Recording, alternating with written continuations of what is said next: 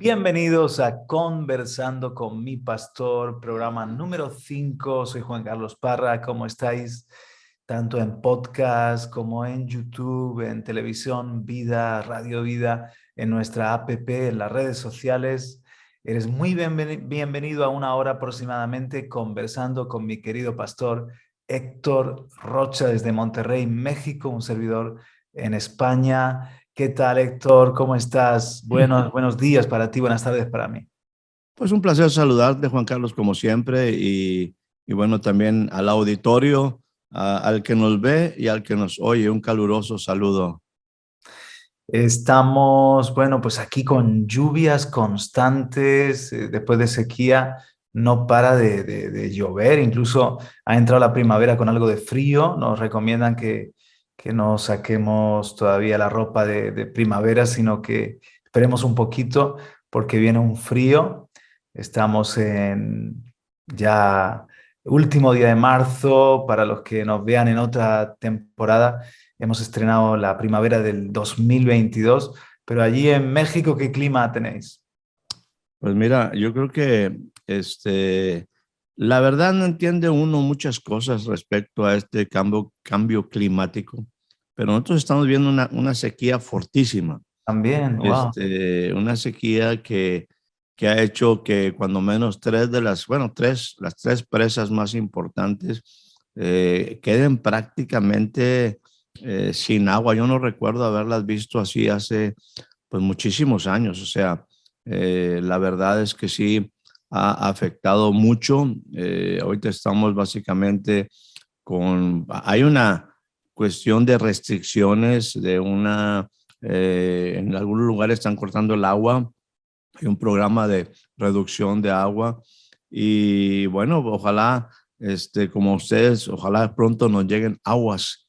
Necesitamos esa agua que solamente Dios provee. Es hermosa la lluvia, produce desde el inicio que cae, produce un olor muy agradable a tierra mojada. Ojalá pronto tengamos por acá esa tierra mojada. Aquí está la situación muy crítica, y no pinta todavía para algo. Bueno, también estamos entrando a primavera, y bueno, lo único que sabemos es que aquí hay dos estaciones en nuestra ciudad, la estación de calor y la estación del metro. Es todo lo que hay.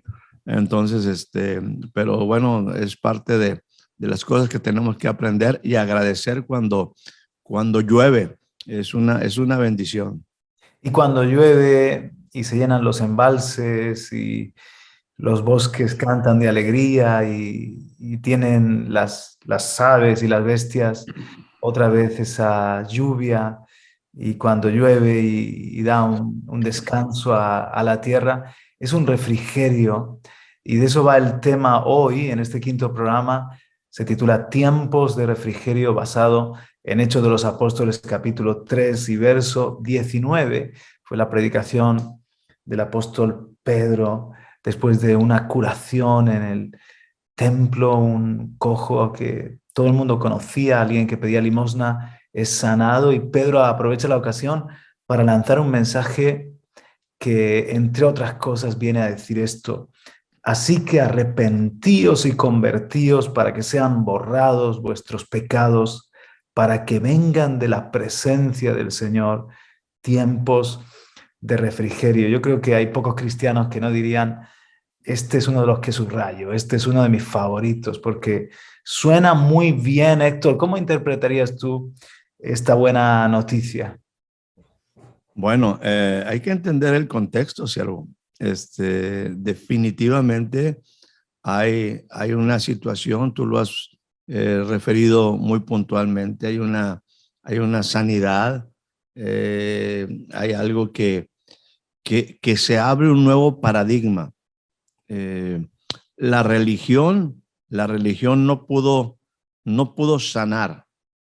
Hay un hombre ahí paralítico, hay un hombre que está a la puerta de un templo y bueno, tú sabes que todo esto está precedido obviamente por la vida de Jesús, pero todavía no se comprendía el ministerio de Jesús, no se entendía el ministerio de Jesús. Habían pasado, tenemos que entender que antes de Jesús, en el ministerio de Juan el Bautista, está que viene siendo el último de los profetas del Antiguo Testamento. Juan es el último de los profetas del Antiguo Testamento.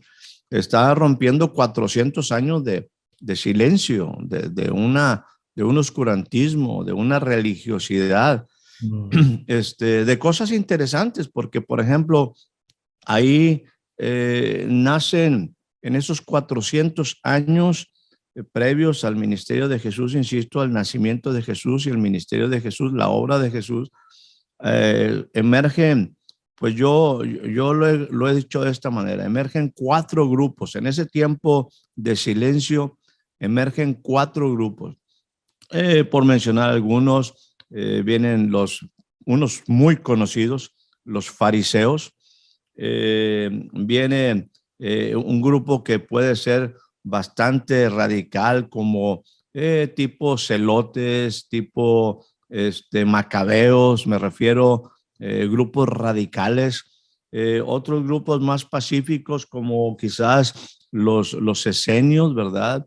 Y bueno, por otra parte, ahí los saduceos también, ¿verdad? Gente que algunos creían en la resurrección, otros no creían en la resurrección.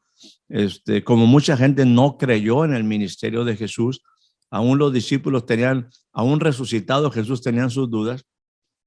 Y bueno, ahora encontramos todavía, por ahí platicamos la ocasión anterior, Juan Carlos, creo que fue en la entrevista pasada, en la conversación pasada, que no entendemos ese momento cuando los discípulos de Jesús están en el templo, Jesús mismo está en el templo. Jesús había llegado una vez más al templo, como aquella que él catalogó a la gente que estaba en el templo como, dice, han hecho de la casa de mi padre una cueva de ladrones. ¿Qué es una cueva de ladrones? ¿Qué es un ladrón? Pues un ladrón es alguien que quiere tomar un beneficio, tener un beneficio sin pagar por él. Ese es un ladrón.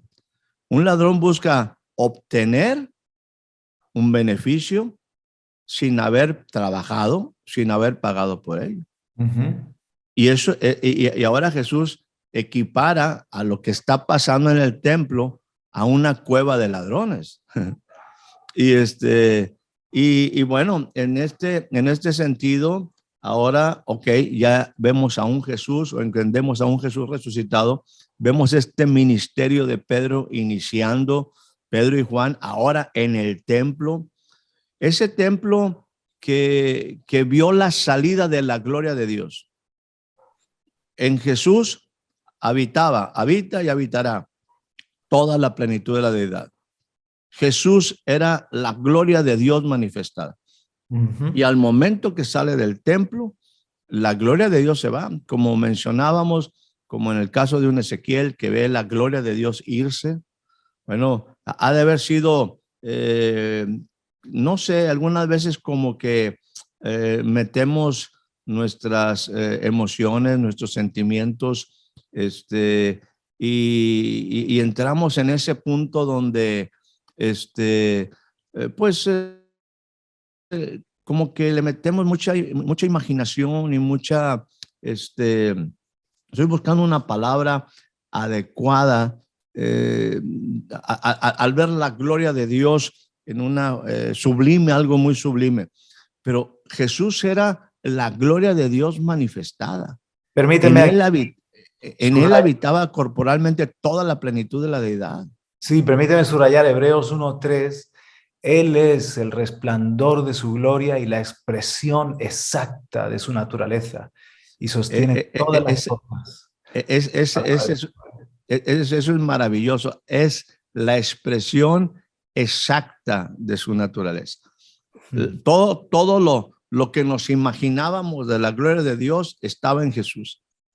Y los discípulos, una vez más, como lo mencioné, Le dicen, mira Jesús, aquí está, mira qué bonito el templo, mira qué piedras tan grandes. Y Jesús les dice, de esto no va a quedar absolutamente nada, absolutamente nada. Y Jesús sale del templo. Bueno, la misma experiencia de la llegada de la gloria de Dios en el templo de Salomón, la misma experiencia de la gloria de Dios en el tabernáculo, la misma experiencia de ver la salida de la gloria de Dios en el caso de Ezequiel. Y luego posteriormente, nuevamente la gloria de Dios manifestada en Jesús. En ese instante está saliendo la gloria de Dios. Sale la gloria de Dios y no ha vuelto y no volverá. Y ahora encontramos en Pedro, ya después de la resurrección de Jesús, encontramos a un Pedro y un Juan que van al templo. Y ahí está un hombre paralítico.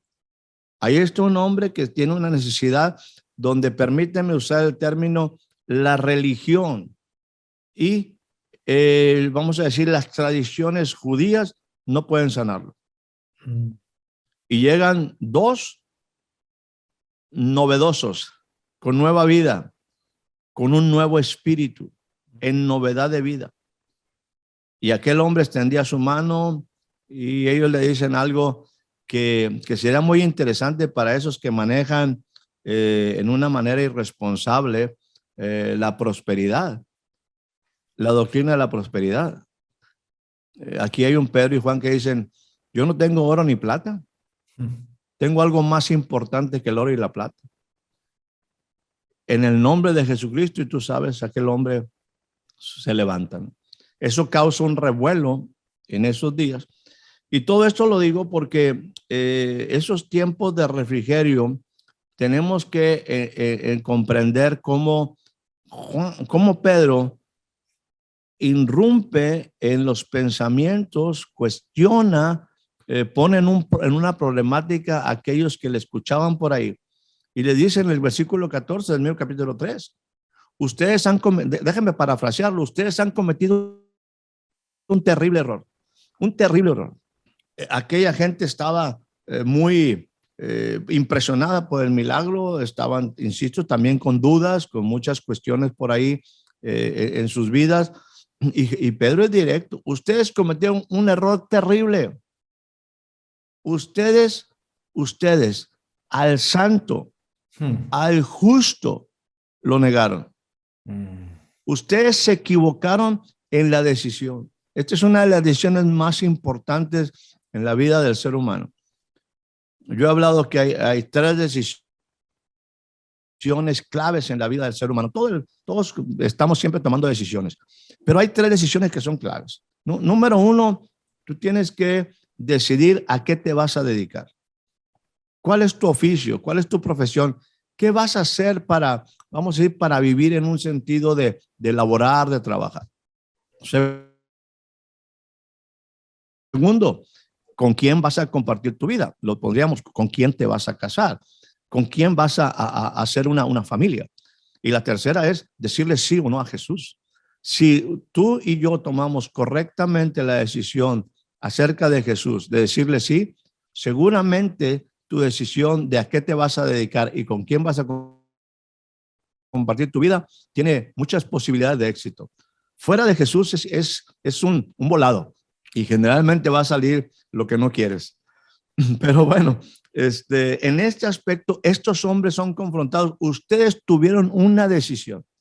Ustedes tomaron algo, tuvieron la oportunidad porque pudieron palparlo, algunos de estos hombres, alguna de esta gente. Tú sabes que esto fue posterior al Pentecostés. La gente, algo pasaba en esa ciudad. Algo estaba sucediendo, había un ambiente totalmente diferente en esa ciudad. El Espíritu Santo había venido de repente, el cielo había mandado una nueva acción, el cielo había tomado una nueva decisión, el cielo estaba nuevamente en la tierra a través del Espíritu Santo. Y el ambiente en la ciudad es sumamente interesante. Y ahora se da este milagro y la gente está mínima reflexiva. Ojalá en estos días de la mal llamada Semana Santa, mínimo la gente reflexione un poco de lo que está pasando en nuestros días. ¿Por qué las sequías? ¿Por qué las pandemias? ¿Por qué tantas cosas están sucediendo? Mínimo tenemos que entrar en un tiempo de reflexión, de consideración. Aquí están estos hombres, estas oyentes, estos que son testigos de algo que ha pasado, y Pedro los cuestiona muy directamente. Ustedes cometieron un error. Ustedes negaron al santo, al justo, y ustedes pidieron que le diesen a un homicida. O sea, el hombre fuera de Dios, lo único que puede hacer es pedir gente como ellos. Nosotros, la decisión habla de que nosotros apreciamos al homicida, apreciamos al ladrón, apreciamos al mentiroso, apreciamos a aquellos que son débiles como nosotros, apreciamos a los que son como nosotros y nosotros como ellos. Y ustedes ustedes tuvieron la oportunidad de escoger entre el homicida, entre el ladrón y el autor de la vida. Ustedes mataron al autor de la vida. Eso es fortísimo. Eso es fortísimo. Es una confrontación que, bueno, yo creo que no solamente ellos, Juan Carlos, creo que nosotros seguimos sacando de nuestra vida al autor de la vida. Nosotros seguimos negando al justo. Nosotros seguimos negando a aquel que es santo. Y dice, bueno, pero Dios lo ha levantado entre los muertos y nosotros somos testigos de ello. Hoy Somos testigos. parece yo, haciendo un programa y estábamos hablando de la religión que más crece en el mundo. Y coincidíamos con un autor que la religión que más está creciendo en el mundo es la adoración al yo. Es la religión Claro. del yo, del hombre. De hecho, dábamos datos de algunas encuestas de los Estados Unidos donde preguntaban a la gente cuál es su máxima aspiración en la vida. Ser felices, estar bien conmigo mismo, disfrutar, realizarme. El 80, el 90% contestaban este tipo de cosas, pero completamente al margen de Dios, con ese, de alguna manera, axioma de la verdad está dentro de ti, ¿no? Confía en ti mismo, la felicidad está dentro de ti. Y en definitiva, hemos quitado a Dios del trono y nos hemos puesto nosotros mismos. Hemos hecho ese intercambio de los de Jerusalén. Hay que elegir, ¿no? Y eligieron a Barrabás, a un delincuente, por decirlo así, y dieron muerte al autor de la vida. Y a veces nosotros tenemos que decidir entre a quién voy a adorar y a quién voy a servir. ¿A Dios? ¿Lo dejo en el trono o sigo yo en el trono de mi propio corazón? Y tristemente optamos, no damos muerte al autor de la vida, pero en un sentido muere en cuanto a darle la espalda o no contar con él o no reconocer que soy de él, que soy creación de él. Y así me quedo, aquí estamos estudiando tiempos de refrigerio. Y también podríamos hablar de espacios de refrigerio. Me quedo en un lugar no bendecible, en un lugar donde no voy a encontrar refrigerio, porque me he salido de ese amparo maravilloso de Dios. Yo te mencionaba hace rato, hice alusión a que había un grupo de gente en derredor que los identifiqué como estos 4 grupos que emergen en la oscuridad con una buena intención. Yo creo que los fariseos eran gente bien intencionada. Quizás aparecen algunas cosas bastante radicales porque estaban aferrados a su pensamiento y no estuvieron dispuestos a abrir ese pensamiento a la verdad y a las cosas que realmente Dios estaba haciendo. Se quedaron atrás. Lo mismo los saduceos. En el caso de los, pues puede ser, te digo, celotes como tipo macabeos, gente radical pensando que la única manera de cambiar este mundo es por las armas, ¿verdad? Con la guerra, derramamiento de sangre, o los otros como quizás los esenios que pudieran decir, bueno, este mundo no tiene remedio y me hago monje, me aparto, ¿verdad? Esa gente estaba, vamos a decir, representada en todo un pueblo, en toda una nación. Cuando Jesús llega, cuando Jesús aparece, Jesús no se une a ninguno de ellos, a ninguno de esos grupos, porque está abriendo un nuevo paradigma, está abriendo, ahora sí, no para el judío, no para el griego, no para el fariseo, no para el saduceo, es para todo mundo. No se une, por el contrario, él dice, síganme ustedes tienen que entrar en otra forma y tienen que tomar decisiones porque ahora pues tienen un serio problema. He estado compartiendo lo que dice Juan 5:39, por ahí dice, escudriñen las escrituras. Dice, porque ustedes piensan que cuando están leyendo las escrituras ustedes van a encontrar la vida. Y tienen razón, van a encontrar la vida, pero esa vida no está fuera. Van bien, esa vida ustedes no la van a encontrar fuera de mí. Yo soy la respuesta del cielo. Y era un problema bien serio. O sea, Jesús dice, muy bien que lean las escrituras. Y me llama la atención, Juan Carlos, porque en ese pasaje que te digo de Juan 5:39, 37, 38, por ahí, hay un momento donde le dice, mire, ustedes nunca han visto a Dios. Ustedes nunca han oído su voz. Y ustedes, permítanme parafrasear, ustedes tienen un serio problema. La palabra no está permanente en ustedes.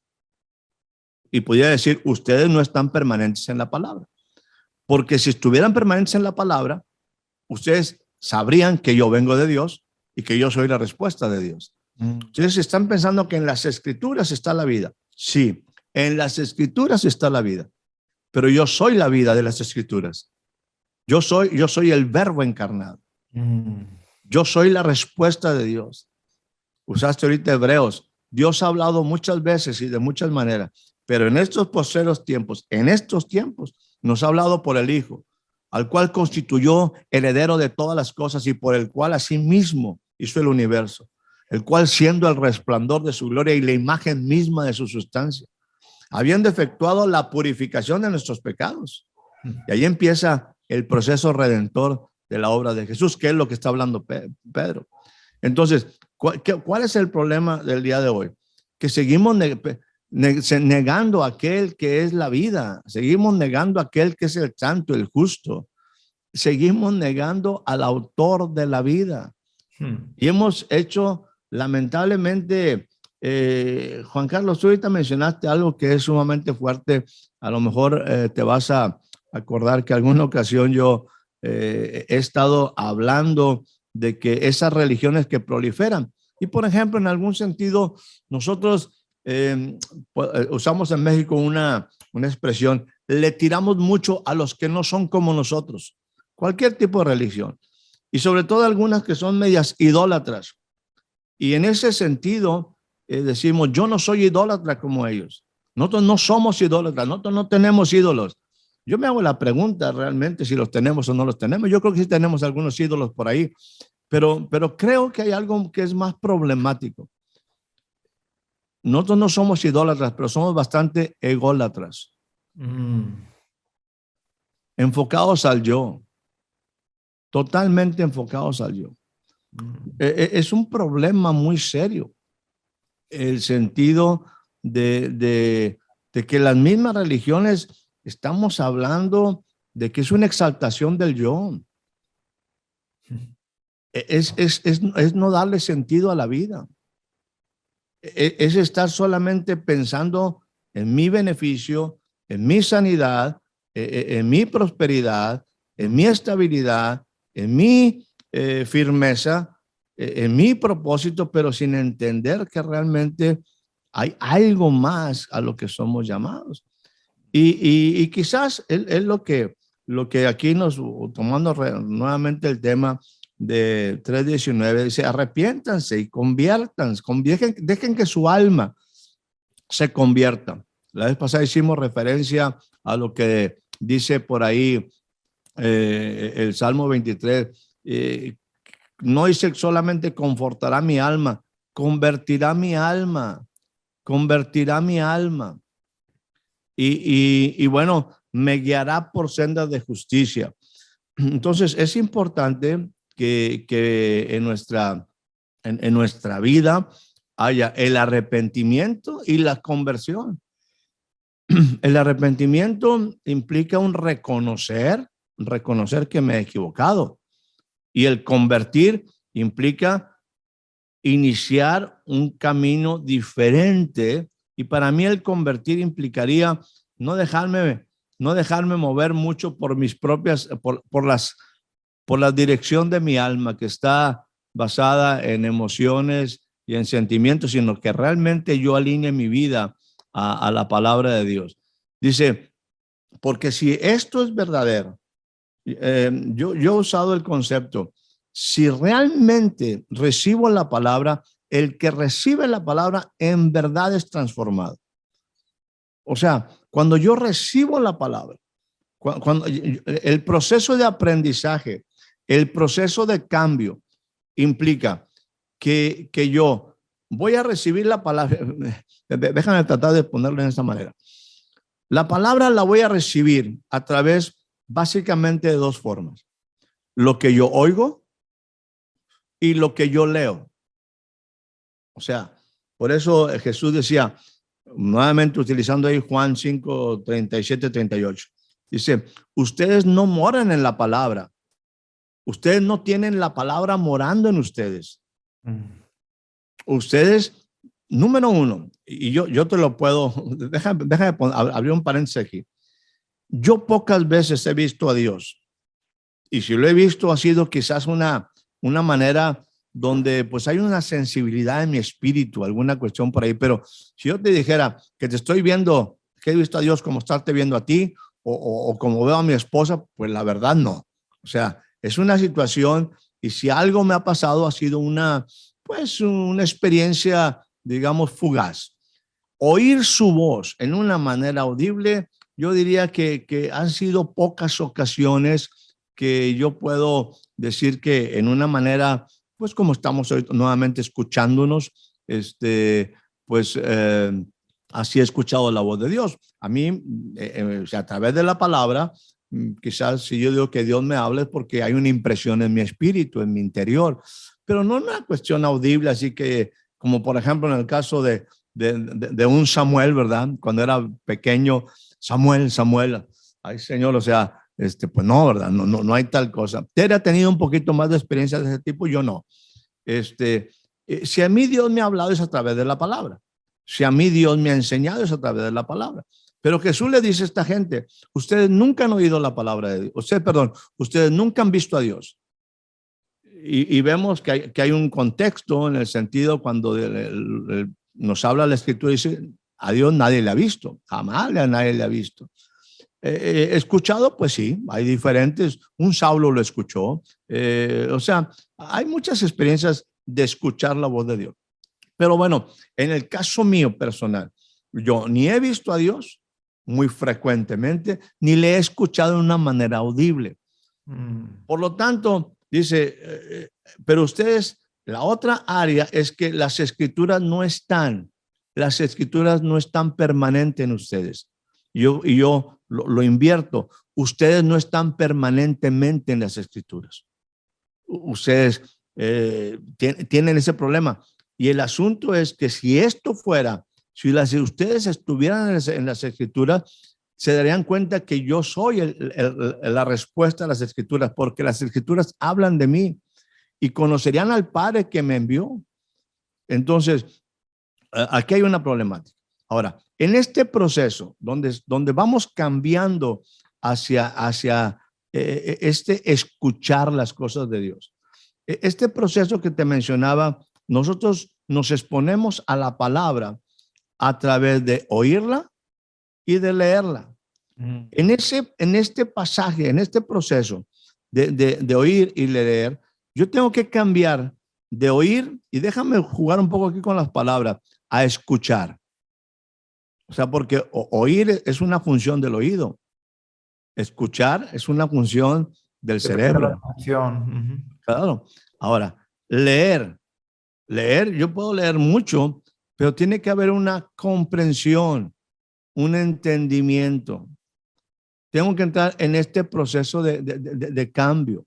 Y esto es sumamente clave, que al momento de que yo, a través de lo que leo, oigo, pero a la vez escucho y entiendo, hay un recibo la escritura.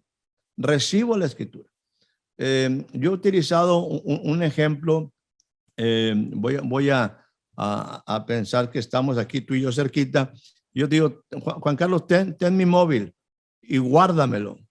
Entonces tú tomas el móvil y me lo guardas. Si tú no lo tienes, no lo puedes guardar. Claro. Si tú no lo recibes, no lo puedes guardar. Entonces, la manera es que la palabra, yo tengo que recibirla a través de lo que oigo, a través de lo que leo. Lo que oigo lo estoy escuchando, lo que escucho lo estoy comprendiendo, recibo la palabra y la guardo para luego ponerla por obra.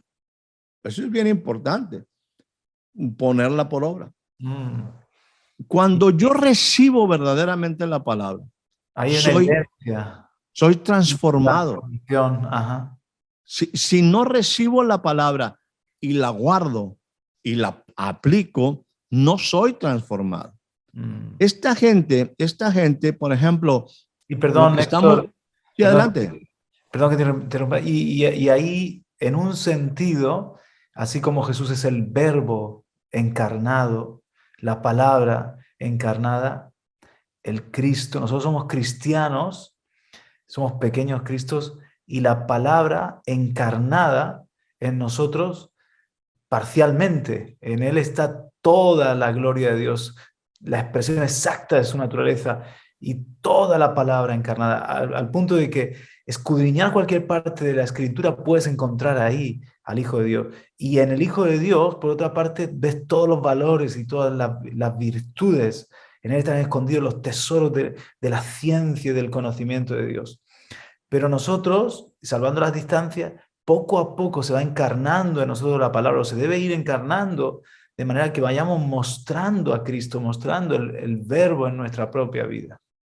Siempre me gusta hablar con gente inteligente. Lo que está diciendo es la esencia. Jesús, déjame decirte, Jesús no sabía la palabra. Jesús era la palabra. Es un asunto del ser. El problema de muchas de nosotros es que escuchamos la palabra, pero no vivimos la palabra. Y no la vivimos porque no somos hacedores de la palabra. La palabra la palabra es viva y eficaz. Penetra hasta partir el alma y el espíritu.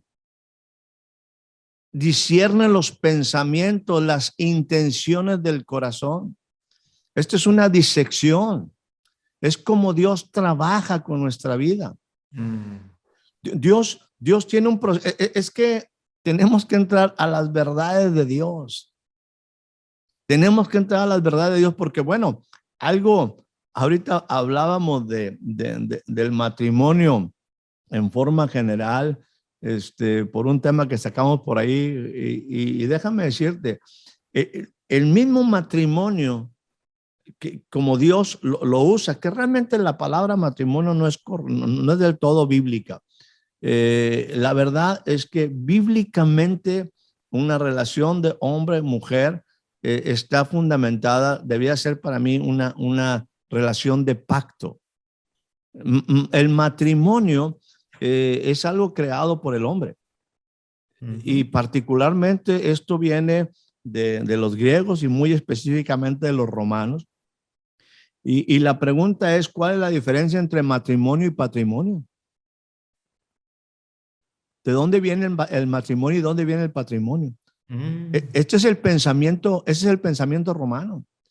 La intención del matrimonio era que tenían lamentablemente en esas culturas tantas mujeres, que tenían tantos hijos, que cuando había un problema con el patrimonio, porque tenían mucha riqueza, había una pelea entre todos los hijos y entre todas las mujeres. Lo mismo pasaba por ahí un poco ahí con Salomón. Por eso ahí se meten a buscar que Salomón venga a ser delante de David el que continúa. O sea, porque hay una problemática en el desorden del hombre. Entonces, el matrimonio es una cuestión legal generada por los romanos para decir, este es mi hijo legítimo de esta mujer para que reciba el patrimonio. Entonces, la palabra matrimonio son cosas inventadas por el hombre. Para mí el punto es pacto. Y en este pacto hablamos de cuál es la razón de ese pacto, o déjame mencionar cuál es la razón de ese pacto. En esa relación es yo entregarme, yo dar. Generalmente nos metemos y pensamos que el matrimonio es donde yo voy a recibir. El problema es que si no tengo nada, ¿qué voy a dar? Y si la otra persona tampoco no tiene nada, pues ¿qué va a dar? Ya está en el par de gente vacía. Yo digo, el par de infelices queriendo ser felices. O sea, no tienen nada para dar. El matrimonio es un deterioro, déjame decir, es como Dios trata con el yo. Yo dejo de ser importante porque ahora es ella importante. Yo dejo de ser prioridad porque ahora mis hijos son prioridad. Es un dar.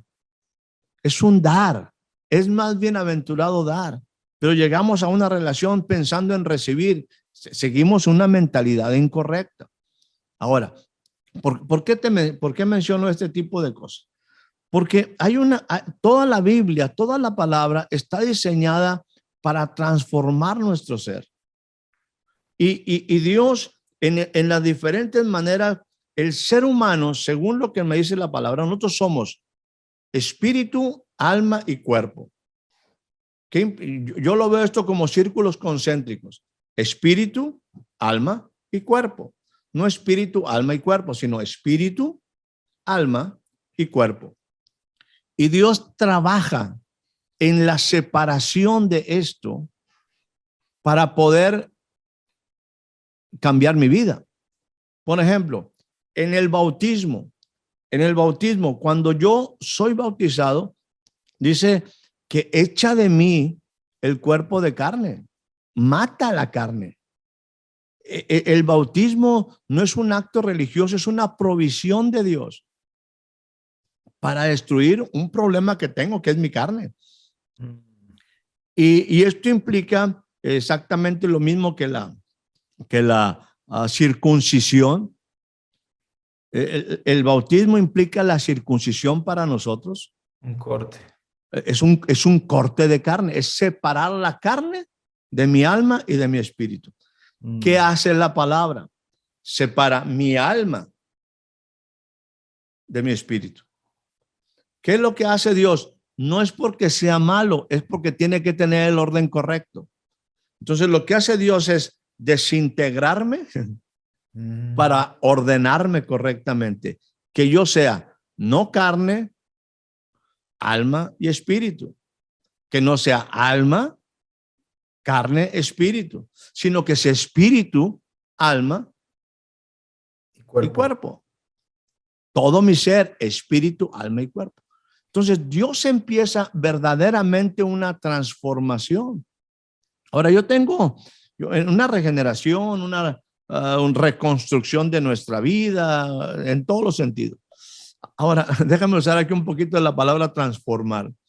Pero en esa lógica de lo que estás hablando, me tengo que dejar deconstruir para que haya una reconstrucción de parte de Dios. Es lo que la Biblia también llama nacer de nuevo. O sea, necesito un nuevo nacimiento para que se ordene en mi vida esto de espíritu, alma y cuerpo, que reine en definitiva el espíritu, ¿verdad? Que lo que esté en el centro de esos círculos concéntricos, porque lo que está en el centro es lo que gobierna, lo que está en el centro es lo más importante, lo de más peso.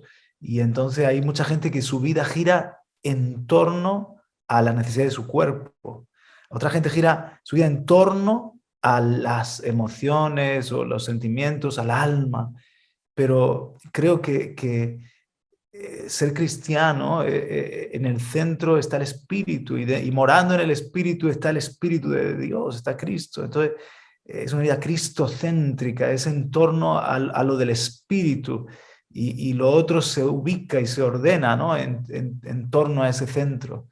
Entonces, qué interesante en ese orden de lo que has hablado, cómo viene, por una parte, la palabra a separar el alma del espíritu y el bautismo a separar el cuerpo, o sea, la carne del alma, ¿no? Y ahora puede Dios traer el orden perfecto, volvernos al original de cómo nos concibió el Señor. El Señor nos desintegra para integrarnos. Ujú. Definitivamente. ¿Por qué? Porque nuestras prioridades son incorrectas, porque hemos decidido incorrectamente, porque el Señor necesita reconvertirnos para que entonces ahora sí vengan un proceso que Dios necesita, que Dios busca. Déjame hablar de ese proceso un poquito, y porque estamos hablando de tiempos de refrigerio. Yo creo, Juan Carlos, y bueno, déjame atreverme a decirte algo. Es cierto que esta pandemia, lo que conocemos, los efectos de la pandemia, fue una queja, y yo creo que ha sido una situación muy difícil para muchos de nosotros. Ha sido una situación muy crítica, ha afectado la economía, ha afectado la funcionabilidad, ha afectado a los niños. O sea, hay muchas cosas que fueron definitivamente dañadas. No le veo nada bueno a este asunto.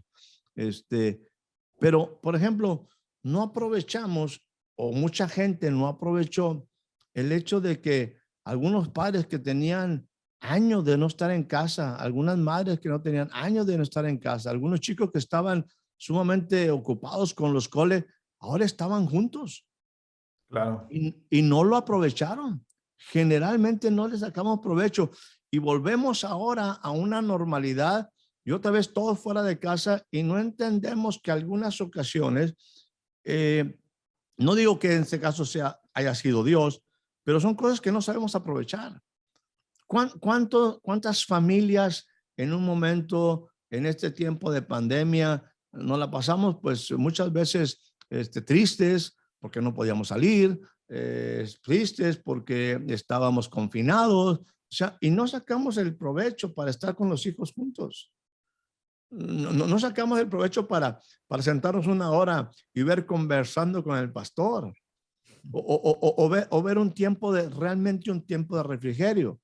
Creo que Dios siempre ha producido, insisto, no estoy diciendo que esta pandemia eso es, pero estoy buscando, imagínate a Dios cuando creó al hombre, crea al varón. No estamos hablando todavía de la mujer, solamente el varón. Ese hombre tiene que aprender.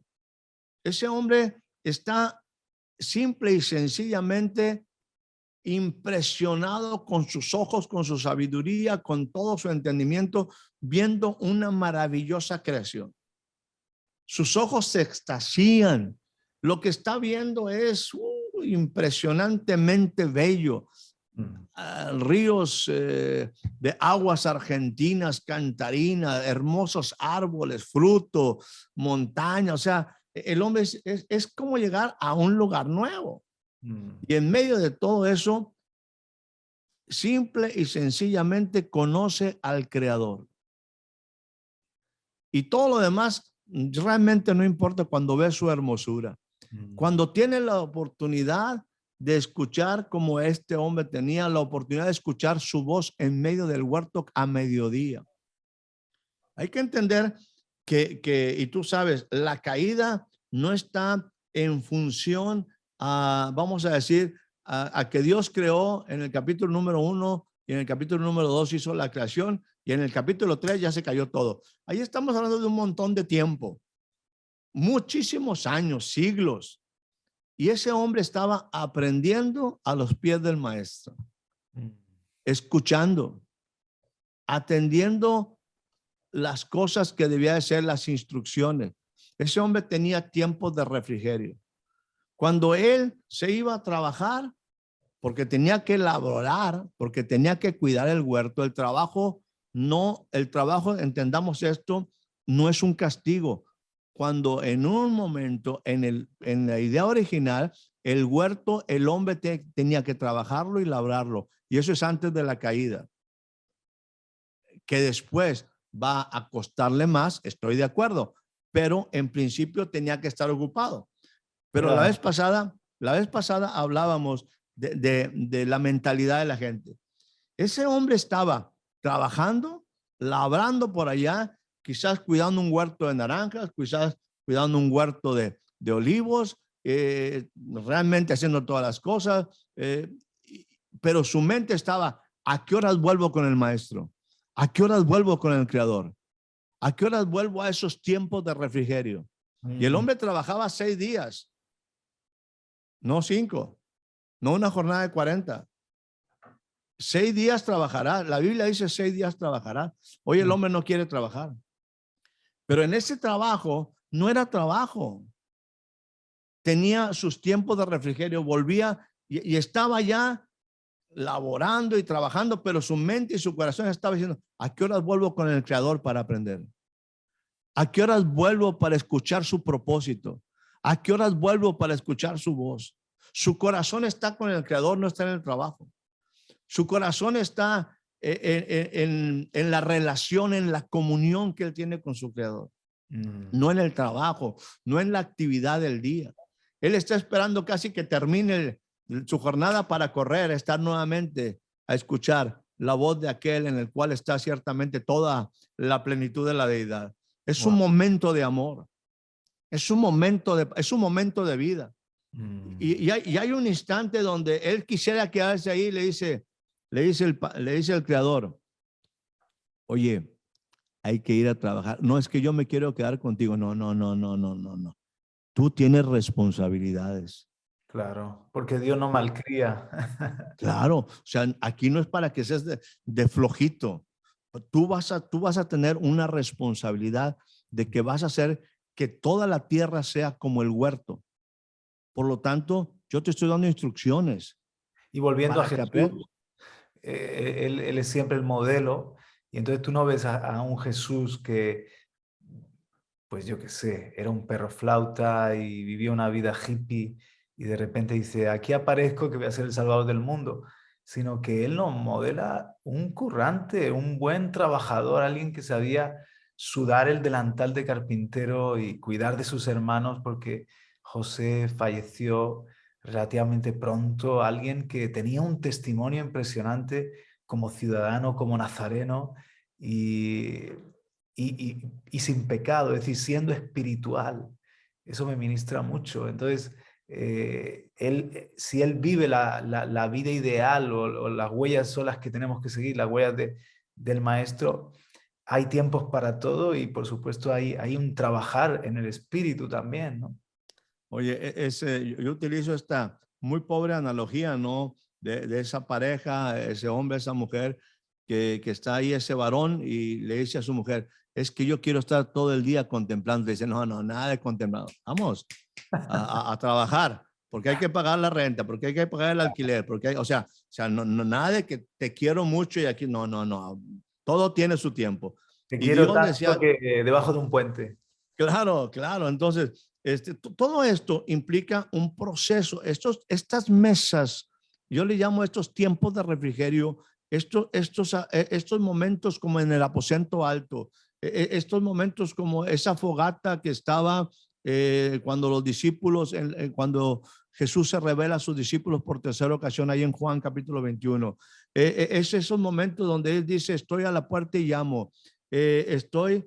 Y hago esto porque déjame decirte, si yo me voy al capítulo número, si quieres checarlo por ahí, Sí. Dice 2:41 del libro de los Hechos, un poquito antes de todo esto que estamos platicando de los tiempos de refrigerio.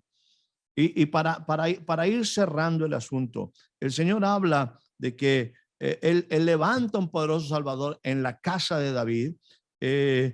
A fin nos visitó y nos redimió y levantó. Nos visitó, nos redimió y levantó. Es bien importante lo que hace Dios. Eso lo hace Dios. Eso lo hace Dios. Yo no lo puedo hacer. Yo no puedo tener una casa firme a menos que el Señor me visite y haga morada ahí, me redima y levante un poderoso Salvador. Perdón, ¿has dicho Hechos 2:41? 2:41, sí. ¿Pero Lucas o Hechos? Hechos. Ok, Hechos. aquí está, aquí está. Mira, fíjate lo que pasa aquí. Es muy interesante, es muy interesante. Dice, los que recibieron la palabra, date cuenta que todo esto está alrededor del mensaje de Pedro, un primer mensaje después de que Pedro había sido bautizado con el Espíritu Santo, ¿sí? Y dice, los que recibieron la palabra. Ya hemos hablado de cómo se recibe la palabra. Yo tengo que oírla, yo tengo que leerla. Oírla implica más allá de la función del oído, implica escuchar. Dice, los que recibieron la palabra fueron bautizados, fueron añadidas aquellos días como 3,000 personas. Y yo aquí, para ir concluyendo, porque sé que el tiempo que se nos ha ido muy rápido, quiero dejar 9 preguntas para aquellos que nos escuchan. Estos son los tiempos de refrigerio. Mira lo que pasa aquí. Primero, la pregunta es, ¿cómo preparo mi corazón para recibir la palabra? En los tiempos de refrigerio, en esos tiempos de comunión, en esos tiempos de comunicación, en esos tiempos de diálogo, porque Dios me lleva a tiempos de comunión. Dios me lleva a tiempos donde yo estoy, su corazón está abierto con el mío y yo debo de abrir mi corazón hacia Él. ¿Cómo yo en un momento preparo mi corazón para recibir la palabra? Segunda pregunta, ¿qué verdades estoy guardando en este momento? ¿En qué verdad estoy yo fundamentado en este instante? Los tiempos de refrigerio son el resultado de conocer verdades, sí, de la presencia de Dios, sí, de la comunión con Dios, pero la única manera que yo puedo mantener tiempos de refrigerio es que yo camine en verdades. Por lo tanto, la segunda pregunta es, ¿qué verdades estoy guardando? Ahora, la tercera pregunta que es interesante para mí es, ¿cuánto tiempo me tardo en dar el siguiente paso en mi proceso de vida? Por ejemplo, si tú y yo vemos este pasaje de Hechos 2:41, los que recibieron la palabra fueron bautizados. ¿Qué implica esto? Que después de que yo recibí la palabra, hay una acción prácticamente inmediata. La vez pasada platicábamos de ese hombre etíope y Felipe visitándolo ahí en el carro. La palabra se presenta, ven agua. Obviamente Felipe tocó el asunto del bautismo, tocó el asunto de cómo debe ser el bautismo. Él ve el agua y dice, ¿qué impide que yo sea bautizado? Ahí hay agua. Dice, si tú crees, bien puedes. La pregunta es, ¿cuánto me tardo en bautizar? ¿Cuánto me tardo? Como no recibo la palabra, como todavía no, la palabra, déjame ponerla de esta manera, no me ha pegado en el corazón, todavía no arde la palabra, me tardo muchísimo en bautizar. Estoy utilizando esto como una metáfora, como una analogía. ¿Cuánto tardo yo en dar el siguiente paso y avanzar después de recibir la palabra? Y aquí la pregunta es, ¿cuánto se ha tardado? ¿Cuánto se ha tardado Héctor? ¿Cuánto se ha tardado otros hombres en bautizarse después de recibir la palabra? Todavía estamos pensándolo algunos. Dice en el versículo, capítulo 2, versículo 42. Perseveraban, se dedicaban continuamente en la doctrina de los apóstoles, en la comunión y en el partimiento del pan y en las oraciones. La pregunta es, ¿hemos permanecido en las cosas elementales de Dios, en las cosas básicas de Dios? ¿Hemos permanecido? Versículo 44, 45. Todos los que creían estaban juntos y tenían todas las cosas en común. y vendían las posesiones y las haciendas y las repartían.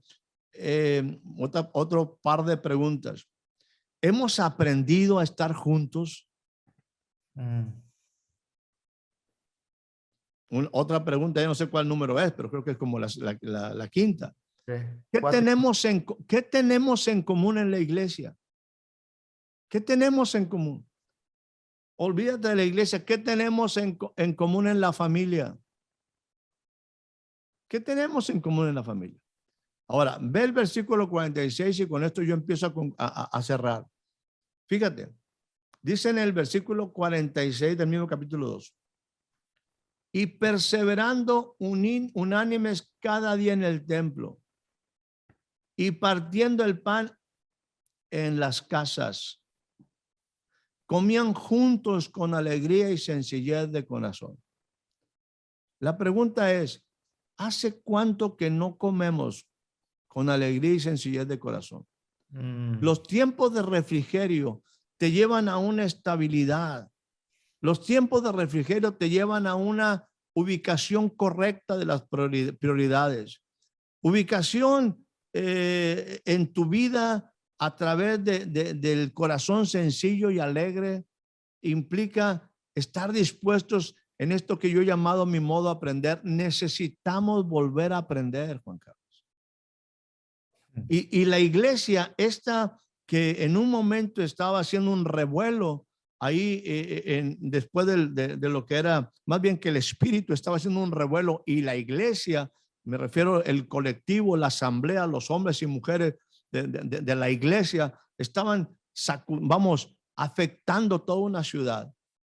Finalmente, lo que sucede es que todo ese, déjame ponerlo de esta manera, ese alboroto, ese avivamiento, esa vida que está pasando en la iglesia, se refleja en que esos hombres, en que esas familias estaban no solamente en el templo, sino que en sus casas estaban con alegría y sencillez de corazón.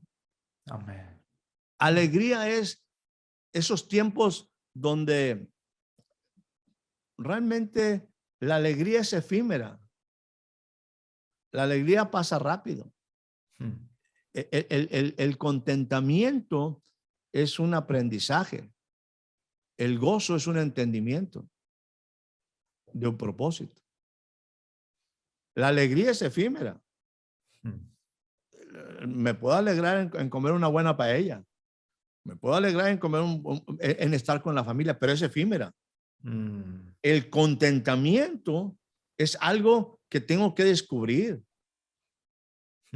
He aprendido a contentarme cualquiera que sea mi situación. Y el gozo es algo que está por encima de las circunstancias. El gozo lo puedo encontrar en el propósito, a pesar de que las cosas estén mal, pero por el gozo puesto delante de él sufrió lo propio. Entonces, hay una diferencia entre alegría, contentamiento y gozo. Pero es importante la alegría. Es importante estar disfrutando esos momentos de paz, de seguridad, de confianza, de familia, de pertenencia, de origen, de vida. Y la sencillez del corazón implica, necesito aprender más. Este corazón está demasiado metido en tantas cosas y se está acabando, se está desgastando. Necesito estar con sencillez de corazón. Jesús, enséñame. Padre, enséñame. Espíritu Santo, enséñame. Me estoy consumiendo en una vida sin sentido, en una religión. Enséñame a vivir.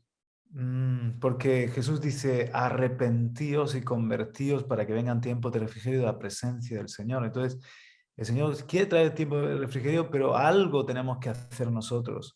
En este caso, lo dijo Pedro, ¿no?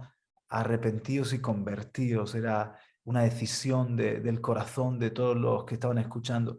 En el caso nuestro, tenemos que buscar, ¿no? Esos tiempos de refrigerio como el primer hombre, ir de vuelta al Creador, estar a sus pies, como María a sus pies. Servimos como Marta, como leones valientes, pero Necesitamos abrir paréntesis de eternidad y tiempos de refrigerio donde renovamos fuerza, donde renovamos la visión, donde hay alegría y sencillez de corazón. La sencillez del corazón, yo lo tomo en este aspecto, Juan Carlos, bienaventurado, dice Jesús, bienaventurados los pobres en espíritu. Y bueno, si yo veo la magnitud, veo lo grande que es el espíritu que reposó en Jesús, sabiduría, temor de Dios, conocimiento, todo ello, la plenitud del espíritu, en esas 7 experiencias de la plenitud, el espíritu está sobre mí. Comparado con el espíritu de Jesús, mi espíritu es pobre. Yo soy un pobre en espíritu, que necesito toda la plenitud del espíritu sobre mi espíritu. Y esa sencillez de corazón implica, Dios, te necesito, te necesito. Hay alegría, hay una sencillez, una disposición, una disponibilidad a aprender. A que Dios nos enseñe lo que es verdaderamente la vida. Y la pregunta ahí sería la 7, tenemos un corazón sencillo y alegre. Y termino con esto. Alabando a Dios y teniendo gracia con todo el pueblo, versículo 47, y el Señor añadía a la iglesia a los que habían de ser salvos. Y las últimas 2 preguntas son estas. ¿Somos un referente para los de afuera? Y la pregunta es, en mi vida, ¿qué es lo último que Dios ha añadido? Olvídate en la iglesia, en tu vida, en mi vida, la vida de mi familia, en mi casa. ¿Qué es lo último que Dios ha añadido? Te dejo un pensamiento final. Creer desde mi perspectiva es sencillez y esperanza. Es volver a la sencillez, a lo simple, a la comunión, a la relación íntima de corazón con el Señor. Creer es sencillez y esperanza. Antes de usar mi fe emocional revolucionada solo para alcanzar lo que quiero, no lo que soy, acorde a mi propósito.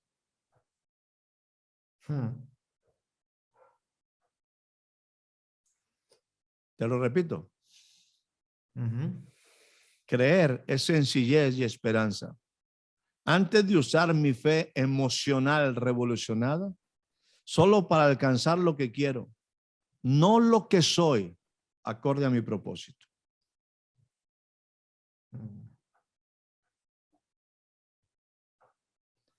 Los que recibieron la palabra tenían que estar tomando decisiones. La decisión que tomaron anteriormente como nación, como pueblo, en todas sus diferentes creencias, en todas sus diferentes maneras de pensar, lo llevó a tomar una decisión totalmente equivocada. Ellos desecharon, negaron al justo, negaron al santo. Al autor de la vida. Y desecharon de su vida al autor de la vida. Por lo tanto, esta gente necesitaba entrar en un proceso de transformación. Y el apóstol dice, conviértanse, arrepiéntanse, conviértanse. Y entonces me dan tiempos de refrigerio. Y aquel que es camino, verdad y vida les va a enseñar a alcanzar lo que es verdadera vida. Por encima de todo tipo de creencia humana. Que generalmente la creencia humana, como tú muy acertadamente lo dijiste, está enfocada solamente al desarrollo de lo que yo quiero y no de lo que yo soy.